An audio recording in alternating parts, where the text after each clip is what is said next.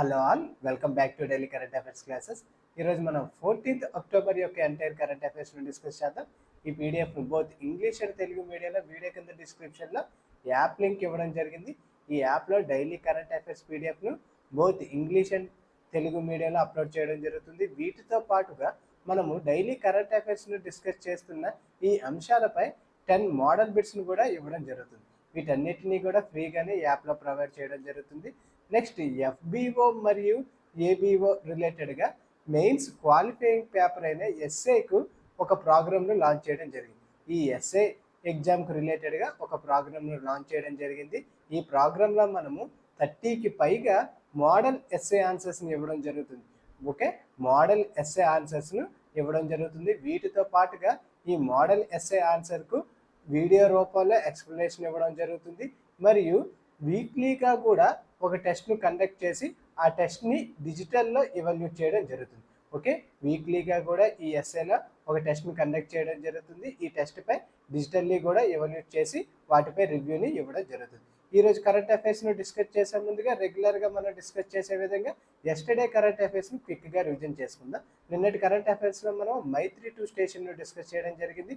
ఈ మైత్రి 2 స్టేషన్ను ఏర్పాటు చేయడానికి కోసం మినిస్ట్రీ ఆఫ్ ఫైనాన్స్ అనేది తాజాగా ఆమోదం అనేది తెలపడం జరిగింది. దీన్ని ఎక్కడ ఏర్పాటు చేయనున్నారు అంటే అంటార్కిటికాలో దీన్ని ఏర్పాటు చేయడం జరుగుతుంది. ఓకే, భారతదేశం యొక్క కొత్త స్టేషన్ని ఎక్కడ ఏర్పాటు చేయడం జరుగుతుంది అంటే అంటార్కిటికాలో ఏర్పాటు చేయడం జరుగుతుంది. దీని పేరు ఏంటి అంటే మైత్రి 2 స్టేషన్. ఇది ఎప్పటిలాగా పూర్తి అవ్వనుందంటే 2029 నాటికి ఇది కంప్లీట్ అవ్వడం జరుగుతుంది. నోడల్ ఏజెన్సీగా ఎవరు వ్యవహరించనున్నారు అంటే national centre for polar and ocean research, okay, NCPOR వాళ్ళు దీనికి నోడల్ ఏజెన్సీగా ఉండడం జరుగుతుంది. నిర్వహణ బాధ్యతను మినిస్ట్రీ ఆఫ్ ఎర్త్ సైన్సెస్ వారు తీసుకోవడం జరిగింది. మనం భారతదేశంలో అంటార్కిటికా స్థావరాలను అబ్జర్వ్ చేస్తే 1983లో తొలి స్థావరమైన దక్షిణ గంగోత్రిని ఏర్పాటు చేయడం జరిగింది. ప్రస్తుతం దీన్ని నిలిపివేయడం కూడా జరిగింది. ఓకే, 1983లో తొలి స్థావరమైన దక్షిణ గంగోత్రిను ఏర్పాటు చేయడం జరిగింది. దీని తర్వాత 1989లో మైత్రి, 2012లో భారతి, 2029 నాటికి మైత్రి 2ను ప్రారంభించనుంది. ఓకే, ఎగ్జామ్ పర్స్పెక్టివ్లో ఈ ప్లేసెస్ అన్నీ కూడా మనకి చాలా ఇంపార్టెంట్. నెక్స్ట్, గ్రీన్ సీ తాబేలు అనేవి తాజాగా వార్తల్లో నిలవడం జరిగింది. ఎందువల్ల అంటే ఐయుసిఎన్ స్టేటస్ అనేది అప్గ్రేడ్ చేయడం జరిగింది. ఓకే, ఈ గ్రీన్ సీ తాబేలు యొక్క ఐయుసిఎన్ స్టేటస్ అనేది అప్గ్రేడ్ చేయడం జరిగింది. ఇప్పటి వరకు వీటిని ఎండేంజర్ స్పెసీస్గా వర్గీకరించడం జరిగింది. కానీ కొత్త అప్గ్రేడేషన్లో వీటిని లీస్ట్ కన్సర్న్లో ప్లేస్ చేయడం జరిగింది. ఓకే, కొత్త ఐయుసిఎన్ అప్గ్రేడేషన్లో వీటిని లీస్ట్ కన్సర్న్గా పేర్కొనడం జరిగింది. ఎందువల్ల అంటే 1970 నుండి వీటి యొక్క జనాభా అరౌండ్ 28% అనేది పెరగడం జరిగింది. నెక్స్ట్, పలావ్ అధ్యక్షుడైన సురాంజల్ విప్స్ జూనియర్ గారు ప్రపంచంలోనే మొట్టమొదటి ప్రత్యక్ష నీటి అడుగున ఇంటర్వ్యూను నిర్వహించడం జరిగింది. ఓకే, అండర్ వాటర్లో లైవ్ స్ట్రీమింగ్ను నిర్వహించడం జరిగింది. ఎవరు అంటే పలావ్ అధ్యక్షుడైన సురాంజల్ విప్స్ జూనియర్ గారు ఈ నీటి అడుగున లైవ్ స్ట్రీమింగ్ ఇంటర్వ్యూను నిర్వహించడం జరిగింది. ఓకే, నెక్స్ట్, భారతదేశం నామ్ సమావేశానికి అటెండ్ అవ్వడం జరుగుతుంది. ఓకే, అక్టోబర్ 15 స్టార్ట్ అయ్యే ఈ నామ్ నాన్ అలైన్ మూవ్మెంట్ సమావేశానికి భారతదేశ మంత్రివర్గం అనేది అటెండ్ అవ్వడం జరుగుతుంది. ఇది ఎక్కడ జరుగుతుంది అంటే ఉగాండా క్యాపిటల్ అనే కంపాలలో జరుగుతుంది. ఎందుకంటే ఈ ఉగాండా అనేది 2024-26 కాలానికి నామ్కు అధ్యక్షత పదవిని వహించడం జరుగుతుంది. ఈ నామ్కు అధ్యక్షత ఎవరు వహిస్తున్నారు అంటే ఉగాండా అనేది 2024-26 నాటికి అధ్యక్షత అనేది వహించడం జరుగుతుంది. ఈ సమావేశం ఎక్కడ జరుగుతుంది అంటే ఉగాండా క్యాపిటల్ అయిన కంపాలలో ఈ సమావేశం అనేది జరుగుతుంది. నెక్స్ట్, న్యూఢిల్లీలో భారతదేశంలో యుఎన్టీసీసీ సమావేశానికి భారత సైన్యం అనేది ఆతిథ్యం ఇవ్వడం జరుగుతుంది. Okay, United Nation troops contribution కంట్రీస్కు చీఫ్ కాన్ఫరెన్స్ సదస్సుకు న్యూఢిల్లీ అనేది ఆతిథ్యం ఇవ్వడం జరుగుతుంది. ఎగ్జామ్ పర్స్పెక్టివ్లో ఇక్కడ ఏ దేశం ఆతిథ్యం ఇవ్వడం జరుగుతుంది అంటే న్యూఢిల్లీ అనేది ఆతిథ్యం ఇవ్వడం జరుగుతుంది. నెక్స్ట్, సిద్ధి గిరిజన సమాజం తాజాగా 72% అక్షరాస్యత రేటును సాధించడం జరిగింది. ఓకే, తాజాగా ఏ గిరిజన సమాజం 72% అక్షరాస్యత రేటును సాధించడం జరిగింది అంటే సిద్ధి గిరిజన సమాజం అనేది 72% లిటరసీ రేటును సాధించడం జరిగింది. ప్రధానంగా ఈ సిద్ధి గిరిజన సమాజం అధికంగా ఏ రాష్ట్రాల్లో కనిపిస్తాయంటే కర్ణాటక, గోవా, గుజరాత్, మహారాష్ట్ర రాష్ట్రాల్లో నివసించడం జరుగుతుంది. తాజాగా వీళ్ళు 72% అక్షరాస్యత రేటును సాధించడం జరిగింది. నెక్స్ట్, వార్తల్లో ఉన్న ఇంపార్టెంట్ ఐఐటీస్ని మనం అబ్జర్వ్ చేస్తే తాజాగా ఐఐటి మద్రాస్ అనేది ఐఐఎస్సితో ఒక ఒప్పందాన్ని కుదుర్చుకోవడం జరిగింది. ఓకే, బెంగళూరుకి చెందిన ఈ ఐఐఎస్సితో ఐఐటి మద్రాస్ అనేది ఒక ఒప్పందాన్ని కుదుర్చుకోవడం జరిగింది. ఎందుకోసం అంటే బెంగళూరులో జల భద్రత మరియు స్థితిస్థాపకత కోసం ఈ ఒప్పందాన్ని కుదుర్చుకోవడం జరిగింది. ఎవరు ఈ ఒప్పందాన్ని కుదుర్చుకున్నారు అంటే ఐఐటి మద్రాస్ మరియు ఐఐఎస్సి బెంగళూరు వాళ్ళు ఈ ఒప్పందాన్ని కుదుర్చుకోవడం జరిగింది. నెక్స్ట్ వార్తల్లో ఉన్న ఇంపార్టెంట్ ఎక్సర్సైజెస్ని అబ్జర్వ్ చేస్తే తాజాగా అస్త్రా హింద్ ఎక్సర్సైజ్ అనేది తాజాగా వార్తల్లో నిలవడం జరిగింది. ఈ అస్త్రా హింద్ ఎక్సర్సైజ్ ఎన్నో ఎడిషన్ జరుగుతుంది అంటే 4వ ఎడిషన్ అనేది జరుగుతుంది. ఎక్కడ అంటే ఆస్ట్రేలియాలోని పెర్త్లో ఈ ఎడిషన్ అనేది జరుగుతుంది. ఓకే, ఈ ఎక్సర్సైజ్ అనేది ఆస్ట్రేలియాలో జరుగుతుంది. ఇందులో త్రివిధ దళాల్లో ఎవరు పార్టిసిపేట్ చేస్తున్నారు అంటే ఆర్మీ వాళ్ళు ఇందులో పార్టిసిపేట్ చేయడం జరుగుతుంది. ఓకే, భారతదేశం ఆర్మీ మరియు ఆస్ట్రేలియా ఆర్మీ సంయుక్తంగా ఈ అస్త్రా హింద్ వ్యాయామాన్ని నిర్వహించడం జరుగుతుంది. ఇది ఎన్నో ఎడిషన్? 4వ ఎడిషన్. ఎక్కడ జరుగుతుంది అంటే ఆస్ట్రేలియాలో జరుగుతుంది. నెక్స్ట్ ఫ్రాన్స్కు కొత్త ప్రధానమంత్రిగా సెబాస్టియన్ లెకోర్నా గారిని తిరిగి నియమించడం జరిగింది. ఓకే, ఫ్రాన్స్ అధ్యక్షుడైన ఇమాన్యుయల్ మ్యాక్రాన్ గారు తాజాగా కొత్త ప్రధానమంత్రి సెబాస్టియన్ లెకోర్నా గారిని తిరిగి నియమించడం జరిగింది. ఓకే, ఆల్రెడీ ఇతను రాజీనామా చేయడం జరిగింది. అగైన్ మరలా కూడా ఇతన్ని ప్రధానమంత్రిగా నియమించడం జరిగింది. ఇక్కడ మన ఎగ్జామ్ పర్స్పెక్టివ్లో ప్రస్తుతానికి ఫ్రాన్స్ ప్రధానమంత్రిగా ఎవరు ఉండడం జరిగింది అంటే సెబాస్టియన్ లెకోర్నా గారు ఫ్రాన్స్కు ప్రధానమంత్రిగా ఉండడం జరిగింది. ఇప్పుడు మనం 14th అక్టోబర్ కరెంట్ అఫైర్స్ను అబ్జర్వ్ చేస్తే ఇప్పటి వరకు కూడా మనకు కంప్లీట్గా ఈ నోబెల్ ప్రైజెస్ అనేవి ముగియడం జరిగింది. ఓకే, నోబెల్ ప్రైజెస్లో 6 విభాగాల్లో కూడా అవార్డులు ప్రదానం చేయడం జరిగింది. వీటిని కంప్లీట్గా ఇప్పుడు మనం డిస్కస్ చేద్దాం. ఓకే, ఈ నోబెల్ ప్రైజెస్ అనేవి ప్రపంచంలోనే అత్యంత ప్రతిష్టాత్మకమైన అంతర్జాతీయ అవార్డుల్లో ఈ నోబెల్ ప్రైజెస్ అనేది ఒకటి. అందువలన చాలా మంది కూడా తమ యొక్క జీవిత కాలంలో ఒక్కసారైనా కూడా ఈ నోబెల్ ప్రైజ్ సంపాదించాలి అనే విధంగా కష్టపడడం జరుగుతుంది. మనం ఎగ్జాంపుల్గా అబ్జర్వ్ చేస్తే అమెరికా ప్రెసిడెంట్ అయిన డొనాల్డ్ ట్రంప్ గారు చాలా తీవ్రంగా ఈ నోబెల్ పీస్ ప్రైజ్ కోసం కృషి చేయడం జరుగుతుంది. ఓకే, ఎప్పుడు ఈ 2025లో నోబెల్ పీస్ ప్రైజ్ మిస్ అయిందో నెక్స్ట్ 2026 కానీ ఈయన ఆల్రెడీ తీవ్రంగా కృషి చేయడం స్టార్ట్ చేశారు. ఓకే, నెక్స్ట్ ప్రైజ్ కోసం ఆల్రెడీ నామినేషన్లో కూడా ఇవ్వడం జరుగుతుంది. ఇక్కడ మన ఎగ్జామ్ పర్స్పెక్టివ్లో ఈ నోబెల్ ప్రైజెస్ అనేవి ఎప్పుడు ప్రారంభమయ్యాయి అంటే 1901లో తొలిసారిగా ప్రారంభం అవ్వడం జరిగింది. ఓకే, 1901 నుంచి ఈ నోబెల్ ప్రైజెస్ను ఇవ్వడం జరుగుతుంది. స్వీడిష్ రసాయన శాస్త్రవేత్త, ఇంజనీర్ మరియు ఆవిష్కర్త అయిన ఆల్ఫ్రెడ్ నోబెల్ వీలునామా ప్రకారం ఈ అవార్డ్స్ను బహుకరించడం జరుగుతుంది. ఓకే, ఈ అవార్డును ఎవరి పేరు మీద ఇవ్వడం జరుగుతుంది అంటే ఆల్ఫ్రెడ్ నోబెల్ పేరు పైన ఈ నోబెల్ బహుమతులను ఇవ్వడం జరుగుతుంది. తొలిసారిగా ఎప్పుడు ఇచ్చారు అంటే 1901లో తొలి బహుమతిని ప్రదానం చేయడం జరిగింది. ఈ నోబెల్ ప్రైజ్లో ఒక బంగారు పథకం, ఒక సర్టిఫికేట్ మరియు నగదు పురస్కారం ఇవ్వడం జరుగుతుంది. అరౌండ్ $1 మిలియన్ సమానంగా ఇక్కడ ప్రైజ్ మనీని ఇవ్వడం జరుగుతుంది. సాధారణంగా గరిష్టంగా ఒక అవార్డులో 3 వ్యక్తులను ఇవ్వడం జరుగుతుంది. ఓకే, ఒక అవార్డును 3 వ్యక్తులకు గరిష్టంగా ఈ నోబెల్ ప్రైజ్లో ఇవ్వడం జరుగుతుంది.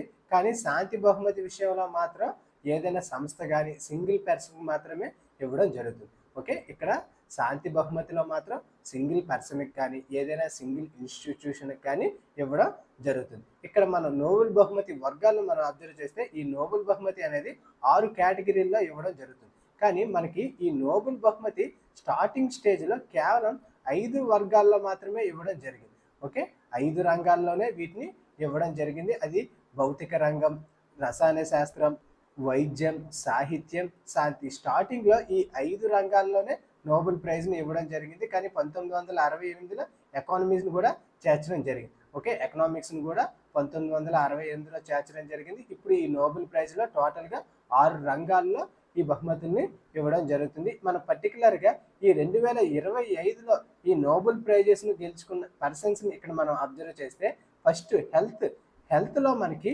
మేరీ బ్రాంకో, ఫ్రెడ్ రామ్స్డెల్ మరియు షిమోనో సకాగుచి.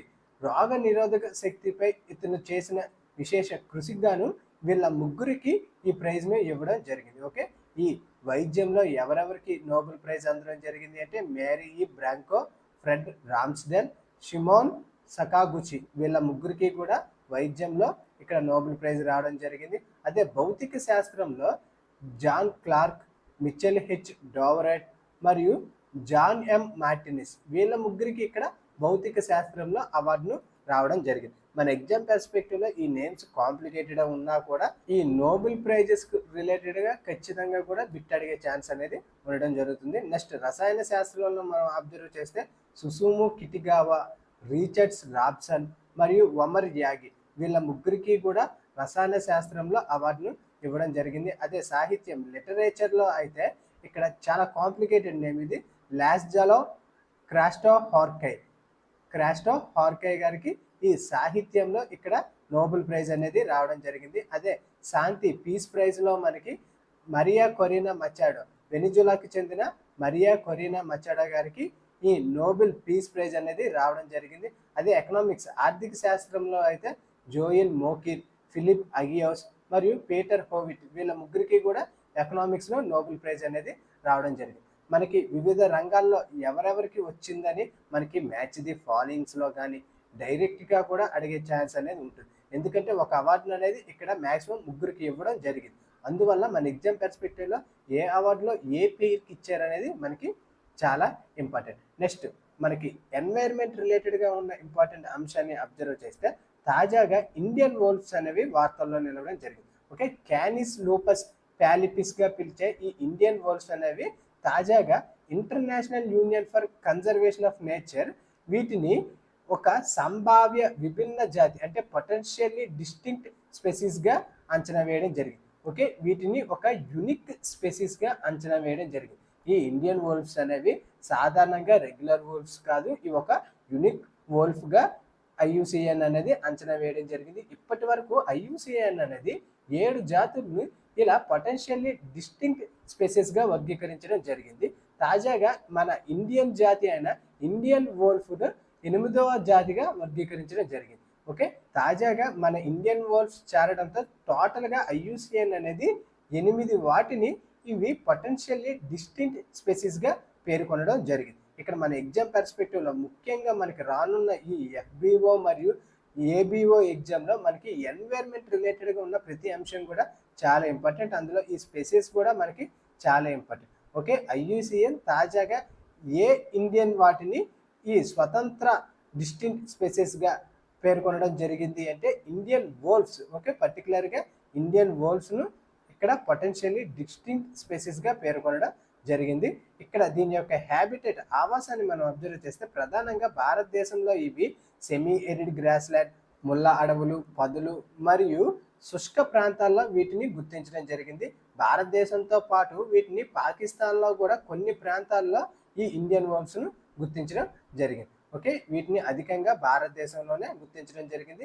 వీటి యొక్క ప్రధాన థ్రెట్స్ని కానీ మనం అబ్జర్వ్ చేస్తే హ్యాబిటాట్ లాస్. ఓకే, వ్యవసాయ విస్తరణ వల్ల అడవులను నరికివేయడం, పట్టణీకరణ అర్బనైజేషన్ వల్ల అడవుల్ని నరికివేయడం వల్ల వీటి యొక్క హ్యాబిటాట్ అనేది లాస్ అవ్వడం జరుగుతుంది. హ్యూమన్ వోల్ఫ్ కాన్ఫ్లిక్ట్, డిసీజెస్ వీటి వల్ల ఇవి అధికంగా థ్రెట్స్కి గురవ్వడం జరుగుతుంది. దీని యొక్క కన్జర్వేషన్ స్టేటస్ని మనం అబ్జర్వ్ చేస్తే ఐయుసిఎన్ రెడ్ లిస్ట్లో వీటిని వల్నరబుల్ కేటగిరీలో ప్లేస్ చేయడం జరిగింది. అదే భారతదేశం చట్టం ప్రకారం వన్యప్రాణి సంరక్షణ చట్టం 1972 ప్రకారం వీటిని షెడ్యూల్ 1లో ప్లేస్ చేయడం జరిగింది. ఓకే, వీటిని షెడ్యూల్ 1లో ప్లేస్ చేయడం జరిగింది. వీటి యొక్క సిగ్నిఫికెన్స్ కానీ మనం అబ్జర్వ్ చేస్తే వీటిని స్థానికంగా జంగిలీ కుక్క లేదా పాల్పేరు తోడేలుగా కూడా పిలవడం జరుగుతుంది. వీటిని జంగిలీ కుక్క లేదా పాల్పేరు తోడేలుగా కూడా పిలవడం జరుగుతుంది. మన ఎగ్జామ్ పర్స్పెక్టివ్లో ఇక్కడ ఈ ఇండియన్ వోల్ఫ్స్ యొక్క కన్జర్వేషన్ స్టేటస్ అనేది మనకి చాలా ఇంపార్టెంట్. నెక్స్ట్ వార్తల్లో ఉన్న ఇంపార్టెంట్ ఇష్యూని అబ్జర్వ్ చేస్తే తాజాగా అంతర్జాతీయ బ్లూ ఫ్లాగ్ సర్టిఫికేషన్ అనేది భారతదేశంలోని మహారాష్ట్ర రాష్ట్రంలో 5 బీచ్లకు ఇవ్వడం జరిగింది. ఓకే, ఈ బ్లూ ఫ్లాగ్ సర్టిఫికేషన్ అనేది మహారాష్ట్రంలోని 5 బీచ్లకు ఇవ్వడం జరిగింది. ముఖ్యంగా ఆ 5 బీచ్లు ఏమిటి అంటే ఇక్కడ శ్రీవర్ధన్, నాగాన్, పర్నాకా, గుహగర్ మరియు లట్కర్ ఈ 5 బీచ్లకి కూడా బ్లూ ఫ్లాగ్ సర్టిఫికేషన్ అనేది ఇవ్వడం జరిగింది. ఈ 5 బీచ్లు ఎక్కడ ఉన్నాయంటే మహారాష్ట్రలో ఉండడం జరిగింది. ఓకే, ఈ 5 బీచ్లు కూడా మహారాష్ట్రలో ఉండడం జరిగింది. ఇక్కడ మన ఎగ్జామ్ పర్స్పెక్టివ్లో వీటి నేమ్స్ అనేది మనకి చాలా ఇంపార్టెంట్. నేమ్స్ శ్రీవర్ధన్ బీచ్, నాగన్, పర్నాకా, గుహగర్ మరియు లట్కర్ ఈ బీచ్ నేమ్స్ అనేవి మనకి చాలా ఇంపార్టెంట్. మన ఎగ్జామ్ పర్స్పెక్టివ్లో ఇక్కడ ఈ బ్లూ ఫ్లాగ్ సర్టిఫికేషన్ గురించి మనం అబ్జర్వ్ చేస్తే ఈ సర్టిఫికేషన్ కార్యక్రమం అనేది 1985లో డెన్మార్క్లో స్థాపించడం జరిగింది. ఓకే, డెన్మార్క్లోని foundation for environmental education FEE అనే సంస్థ దీన్ని ప్రారంభించడం జరిగింది. ఓకే, 1985లో దీన్ని డెన్మార్క్లో స్థాపించడం జరిగింది. పర్టికులర్గా ఏ సంస్థ అంటే ఫౌండేషన్ ఫర్ ఎన్వైర్మెంటల్ ఎడ్యుకేషన్ అనే సంస్థ ఈ బ్లూ ఫ్లాగ్ సర్టిఫికేషన్ను ప్రారంభించడం జరిగింది. ఇది ప్రపంచవ్యాప్తంగా గుర్తింపు పొందిన ఒక ఎకో లేబుల్ ఎకోసిస్టమ్ అన్నమాట. పర్యావరణ పరిరక్షణ, పరిశుభ్రత, భద్రత మరియు పర్యాటక అనుభవంలో ఉన్నత ప్రమాణాలు పాటించే బీచ్లకు ఈ బ్లూ ఫ్లాగ్ సర్టిఫికేషన్ను ఇవ్వడం జరుగుతుంది.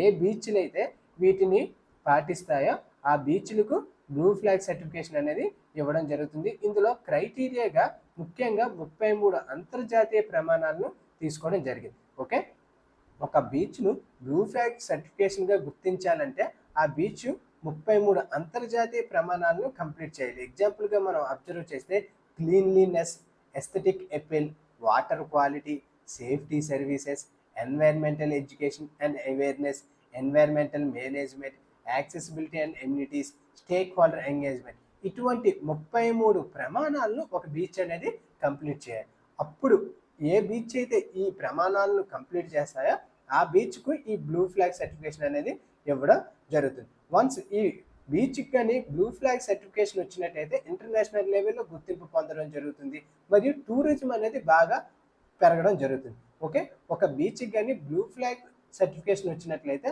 ఆ బీచ్కు టూరిజం అనేది చాలా పెరగడం జరుగుతుంది. ఓకే, ఇది బీచ్ల పర్యావరణ స్థిరత్వం, ఎన్వైర్మెంటల్ సస్టైనబిలిటీకి, సురక్షిత పర్యాటకానికి మరియు ప్రజా అవగాహన వంటి రంగాల్లో ఉత్తమ పద్ధతులను అనుసరించడం జరుగుతుంది. భారతదేశంలో ఉన్న బ్లూ ఫ్లాగ్ బీచెస్ని మనం అబ్జర్వ్ చేస్తే గుజరాత్లో శివరాజ్పూర్, డామన్ అండ్ డయ్యూలో గోగ్లా, కర్ణాటకలో కాసర్కోట్, అదే కర్ణాటకలో పాడుబిద్రి, కేరళలో కపాడ్, ఆంధ్రప్రదేశ్ నుంచి రుషికొండ, అదే ఒడిశా నుంచి golden beach, Andaman and Nicobar నుంచి రాధానగర్, పుదుచ్చేరిలో నాడుమన్ అండ్ నికోబారం, లక్షద్వీప్ నుండి మినికాయ్ తుండి, అగైన్ లక్షద్వీప్ నుండి కద్మతి. ఈ బీచ్లన్నిటికీ కూడా బ్లూ ఫ్లాగ్ సర్టిఫికేషన్ అనేది రావడం జరిగింది. మన ఎగ్జామ్ పర్స్పెక్టివ్లో తాజాగా అంటే రీసెంట్గా వచ్చిన ఈ 5 బీచ్ నేమ్స్ మనకి చాలా ఇంపార్టెంట్. ఓకే, ఏ రాష్ట్రంలో అంటే మహారాష్ట్ర, ఏ బీచ్ కంటే శ్రీవర్ధన్, నాగన్, పర్నాక, గుక్కర్ మరియు లట్కర్ బీచ్లకు ఈ అంతర్జాతీయ బ్లూ ఫ్లాగ్ సర్టిఫికేషన్ అనేది రావడం జరిగింది. ఓకే, నెక్స్ట్ వార్తల్లో ఉన్న ఇంపార్టెంట్ ఇష్యూని అబ్జర్వ్ చేస్తే దొంగలించబడిన సాంస్కృతిక వస్తువులపై వర్చువల్ మ్యూజియంను తాజాగా యునెస్కో అనేది ప్రారంభించడం జరిగింది. ఓకే, ఏ వస్తువులు అయితే ఇప్పటి వరకు దొంగలించబడ్డాయో, జనరల్గా మ్యూజియంలో అవైలబుల్గా లేవో వాటిని వర్చువల్ మ్యూజియంగా యునెస్కో అనేది ఏర్పాటు చేయడం జరిగింది. ఎందుకోసం అంటే ప్రజలకు వాటి యొక్క అవగాహన, విశిష్టతను తెలియచేయడం కోసం ఈ మ్యూజియంను ఏర్పాటు చేయడం జరిగింది. దీన్ని ఎవరు ఏర్పాటు చేశారు అంటే యునెస్కో అనేది ఏర్పాటు చేయడం జరిగింది. ఓకే, మోండియా కల్ట్ సదస్సులో భాగంగా యునెస్కో అనేది ఈ సాంస్కృతిక వర్చువల్ మ్యూజియంను ఏర్పాటు చేయడం జరిగింది. ఇందులో ముఖ్యంగా దొంగలించబడిన, థెఫ్ట్ చేయబడిన సాంస్కృతిక వస్తువులపై ఒక వర్చువల్ మ్యూజియంను ప్రారంభించడం జరిగింది. ఇక్కడ ఎవరు ప్రారంభించారు అంటే యునెస్కో అనేది ప్రారంభించడం జరిగింది. ఏ సమావేశంలో అంటే world conference on cultural policies and sustainable development, Mondiacult 2025 సమావేశంలో ఈ మ్యూజియంను ప్రారంభించడం జరిగింది. ఈ మ్యూజియంలో భారతదేశం నుంచి ముఖ్యంగా ఛత్తీస్గఢ్ రాష్ట్రంలోని పాలి మహదేవ్ ఆలయంలో నుండి 9వ శతాబ్దానికి చెందిన 2 ఇసుకరాయి శిల్పాలను ప్రదర్శనంగా ఉంచడం జరిగింది. ఓకే, వర్చువల్గా ఈ 2 ఇసుకరాయి శిల్పాలను ప్రదర్శించడం జరుగుతుంది. అందులో ఒకటి నటరాజన్ శివుడు శిల్పాన్ని మరియు బ్రహ్మ సృష్టికర్త అయిన బ్రహ్మ శిల్పాన్ని ఈ వర్చువల్ మ్యూజియంలో ప్రదర్శించడం జరుగుతుంది. మన ఇండియా నుంచి 2 శిల్పాలు అనేవి ఎంపిక అవడం జరిగింది. ఆ 2 శిల్పాలు అనేవి మనకి చాలా ఇంపార్టెంట్. ఏమిటి అంటే అది నటరాజ శిల్పం మరియు బ్రహ్మ శిల్పం ఈ మ్యూజియంకు ఎంపిక అవ్వడం జరిగింది. ఈ 2 శిల్పాలను కూడా వర్చువల్గా కూడా ప్రదర్శించడం జరుగుతుంది. దీని యొక్క ప్రాముఖ్యతను మనం అబ్జర్వ్ చేస్తే ఇది ప్రపంచవ్యాప్తంగా దొంగలించబడిన సాంస్కృతిక వస్తువుల గుర్తింపు, ట్రాకింగ్ మరియు పునరుద్ధరణకు ఒక పారదర్శక డిజిటల్ వేదికగా పనిచేయడం జరుగుతుంది. ఇల్లిసిట్ ట్రాఫింగ్ ఫర్ కల్చరల్ ప్రాపర్టీస్ను అరికట్టడంలో ఇది కీలకంగా వ్యవహరించడం జరుగుతుంది. భారతదేశం వంటి సాంస్కృతిక వారసత్వ సంపద గల దేశాలకు ఇది చాలా ఉపయోగపడడం జరుగుతుంది. మన ఎగ్జామ్ పర్స్పెక్టివ్లో ఈ సదస్సు నేమ్ ఏమిటి, ఈ సదస్సులో ముఖ్యంగా ఏ వస్తువులను మ్యూజియంగా పెట్టడం జరిగింది మరియు దీన్ని ఎవరు ప్రారంభించారు, ఎవరు తీసుకొచ్చారు అంటే యునెస్కో అనేది ఇక్కడ తీసుకురావడం జరిగింది. మనకి ఎగ్జామ్ పర్స్పెక్టివ్ ఈ పాయింట్స్ అన్ని మనకి చాలా ఇంపార్టెంట్. నెక్స్ట్ వార్తల్లో ఉన్న ఇంపార్టెంట్ అవార్డ్స్ని మనం అబ్జర్వ్ చేస్తే తాజాగా అబెల్ అవార్డు అనేది వార్తల్లో నిలవడం జరిగింది. ఓకే, 2025 గాను ఈ అబెల్ అవార్డును బహుకరించడం జరిగింది. ఎవరు గెలుచుకున్నారు అంటే జపాన్కు చెందిన గణిత శాస్త్రవేత్త అయిన మసాకి కాశీవారాకి ఈ అబెల్ ప్రైజ్ను గెలుచుకోవడం జరిగింది. జనరల్గా ఈ అబెల్ ప్రైజ్ను గణిత శాస్త్రంలో విశేషమైన కృషి చేసిన శాస్త్రవేత్తలకు ఈ అబెల్ ప్రైజ్ను ఇవ్వడం జరుగుతుంది.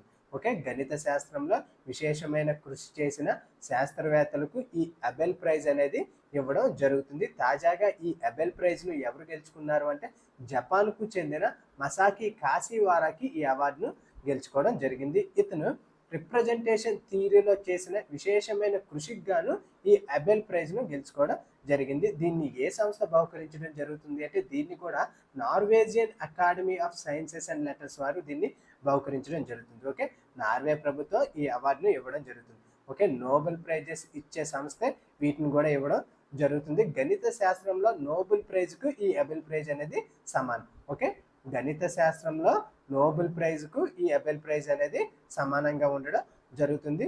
దీనిని 19వ శతాబ్దపు నార్వేజియన్ గణిత శాస్త్రవేత్త అయిన అబెల్కు గౌరవార్థంగా ఈ బహుమతిని ఇవ్వడం జరుగుతుంది. దీన్ని ఎప్పుడు స్థాపించారు అంటే 2002లో దీన్ని స్థాపించడం జరిగింది. మొదటి బహుమతిని 2003లో ప్రదానం చేయడం జరిగింది. ఓకే, మొదటి బహుమతిని 2003లో ఇవ్వడం జరిగింది. 2003లో జీన్ పియర్ సెర్రే గారు గెలుచుకోవడం జరిగింది. అదే 2007లో భారత మూలాలు కలిగిన గణిత శాస్త్రవేత్త అయిన శ్రీనివాస్ ఎస్ఆర్ వర్ధన్ గారు గెలుచుకోవడం జరిగింది.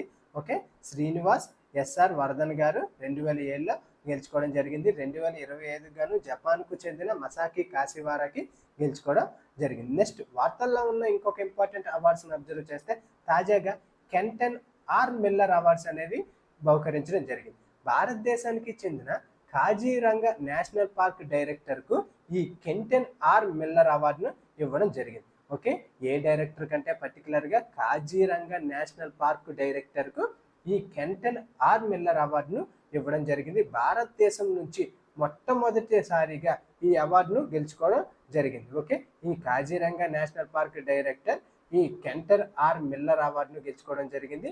ఇది భారతదేశం తరపున గెలుచుకున్న మొట్టమొదటి అవార్డు. ఓకే, ఈ అవార్డును అందుకున్న మొదటి భారతీయుడు. ఓకే, మన ఎగ్జామ్ పర్స్పెక్టివ్లో ఎన్వైర్న్మెంట్ రిలేటెడ్గా ఈ కెంటన్ ఆర్ మిల్లర్ అవార్డ్స్ అనేవి చాలా ఇంపార్టెంట్. ఎందుకు ఈ అవార్డుని ఇవ్వడం జరిగింది అంటే ఇన్నోవేషన్ ఇన్ నేషనల్ పార్క్స్ మరియు ప్రొటెక్టెడ్ ఏరియాస్లో విశేషమైన కృషి చేసిన వారికి ఈ కెంటన్ ఆర్ మిల్లర్ అవార్డును ఇవ్వడం జరుగుతుంది. ఓకే, ఉద్యానవనాల్లో మరియు రక్షిత ప్రాంతాల్లో ఆవిష్కరణలు చేసిన వారికి ఈ అవార్డును ఇవ్వడం జరుగుతుంది. ఈ అవార్డుని ఎప్పుడు స్థాపించారు అంటే 2006లో దీన్ని స్థాపించడం జరిగింది. ఎవరు దీన్ని ప్రదానం చేస్తారు అంటే world commission on protected area WCPA వాళ్ళు దీన్ని బహుకరించడం జరుగుతుంది. ఓకే, మన ఎగ్జామ్ పర్స్పెక్టివ్లో దీన్ని ఎప్పుడు స్థాపించారు అంటే 2006లో స్థాపించడం జరిగింది. ఓకే, ఇక్కడ ఈ అవార్డు యొక్క ప్రత్యేక లక్ష్యం మనం అబ్జర్వ్ చేస్తే ప్రపంచవ్యాప్తంగా రక్షిత ప్రాంతాలు మరియు జాతీయ ఉద్యానవనాల నిర్వహణలో సృజనాత్మకత, నాయకత్వం మరియు కొత్త ఆవిష్కరణలు ఈ అవార్డు అనేది ప్రోత్సహించడం జరుగుతుంది. ఓకే, ఇక్కడ పర్టికులర్గా ఏ నేషనల్ పార్క్ డైరెక్టర్ ఈ అవార్డును గెలుచుకోవడం జరిగింది అంటే కాజీరంగా నేషనల్ పార్క్ డైరెక్టర్ ఈ అవార్డును గెలుచుకోవడం జరిగింది.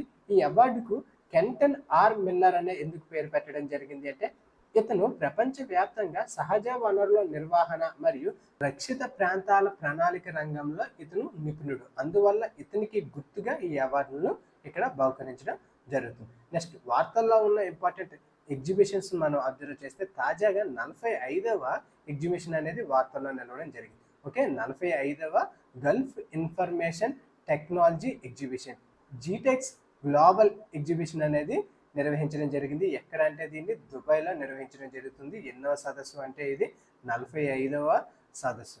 దీని నేమ్ ఏమిటి అంటే గల్ఫ్ ఇన్ఫర్మేషన్ టెక్నాలజీ ఎగ్జిబిషన్. ఎక్కడ జరుగుతుంది అంటే దుబాయ్లో ఇది తాజాగా ప్రారంభం అవ్వడం జరిగింది. పర్టికులర్గా దుబాయ్ వరల్డ్ ట్రేడ్ సెంటర్లో ఈ ఎగ్జిబిషన్ అనేది ప్రారంభం అవ్వడం జరిగింది. తొలి ఎగ్జిబిషన్ అనేది ఎప్పుడు జరిగింది అంటే 1981లో ఇది ప్రారంభం అవ్వడం జరిగింది. ఓకే, ఈ ఎగ్జిబిషన్ అనేది ఎప్పుడు ప్రారంభం అవ్వడం జరిగింది అంటే 1981లో ఇది ప్రారంభం అవ్వడం జరిగింది. దీన్ని ఎవరు నిర్వహిస్తున్నారు అంటే దుబాయ్ వరల్డ్ ట్రేడ్ సెంటర్ వారు దీన్ని నిర్వహించడం జరుగుతుంది. Okay, Dubai world trade centre వారు దీన్ని నిర్వహించడం జరుగుతుంది. ఈ సదస్సు యొక్క ప్రాముఖ్యత కానీ మనం అబ్జర్వ్ చేస్తే ప్రపంచ ఇన్ఫర్మేషన్ టెక్నాలజీ, ఆర్టిఫిషియల్ ఇంటెలిజెన్స్ మరియు స్టార్టప్ ఎకోసిస్టమ్ను కలపడానికి ఇది ఒక వేదికగా నిలవడం జరుగుతుంది. ఓకే, నార్త్ స్టార్ దుబాయ్ పేరుతో స్టార్టప్ ప్లాట్ఫామ్ కూడా ఈ దుబాయ్ అనేది నిర్వహించడం జరుగుతుంది. ఇక్కడ ఈ సదస్సు అనేది ఎక్కడ జరుగుతుంది అంటే దుబాయ్లో జరుగుతుంది. ఎన్నవ సదస్సు అంటే ఇది 45వ సదస్సు. ఈ జీటెక్స్ 2025 యొక్క ప్రత్యేకతను మనం అబ్జర్వ్ చేస్తే ఆర్టిఫిషియల్ ఇంటెలిజెన్స్లో ఒక విప్లవాత్మకాన్ని ఇది తీసుకురావడం జరుగుతుంది. ప్రొడక్టివ్ ఏఐ, జనరేటివ్ ఏఐ మరియు ఏఐ గవర్నెన్స్పై ఇది ముఖ్యంగా ఫోకస్ చేయడం జరుగుతుంది. మరియు క్వాంటమ్ టెక్నాలజీ, గ్రీన్ ఇన్నోవేషన్ వీటన్నిటిపై కూడా ఈ సదస్సులో ముఖ్యంగా ఫోకస్ చేయడం జరుగుతుంది. ఓకే, అది ఫ్రెండ్స్ ఈరోజు వార్తల్లో ఉన్న ఎంటైర్ కరెంట్ అఫైర్స్. ఈ పీడిఎఫ్ను బోత్ ఇంగ్లీష్ అండ్ తెలుగు మీడియాలో వీడియో కింద డిస్క్రిప్షన్లో యాప్ లింక్ మరియు టెలిగ్రామ్ ఇవ్వడం జరిగింది. వీటిలో ఈ పీడిఎఫ్ను అప్లోడ్ చేయడం జరుగుతుంది. Thank you for watching.